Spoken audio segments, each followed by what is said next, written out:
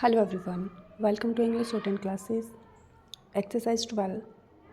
Get ready for the dictation. Start. The only country where this principle is not followed is Canada, and we are following to a certain extent that pattern. In Canada, 120 members are nominated by the Governor General, and 4 provinces have 24 members each, and other provinces have got varying number of members with a minimum of 4. We have to a certain extent followed the pattern of Canada, and because we have accepted the principle of both nomination and indirect election, and also the principle of not having uniform representation. Our principle has been to provide one representative for every additional 5 millions of the population and one for every additional 2 million or part thereof.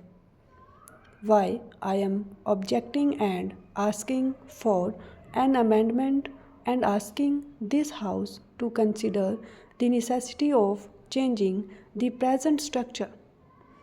I will just now come to that. In the House of the people, obviously, the House being representatives of the people, the populous states will have more representatives. Nobody can deny it, and that should be the first and basic principle. But unless there is another chamber where the smaller states may feel that they are not overwhelmed by the populous states, I think to a certain extent a situation may arise someday when the smaller states may feel that their problems are not being discussed in the proper perspective as it should be discussed. Obviously, at this moment, I will concede that not only the quantity but quality also counts. But in a democracy, the number also counts very much. Nobody can deny, and in fact, this is one of the reasons probably which prompted all other federal democratic countries like the United States, Russia, and Switzerland to have uniformity of the number representing their states. In the United States, we find that the Senate and House of Representatives try to strike a balance of conflicting interests through different compositions conflicting with one another.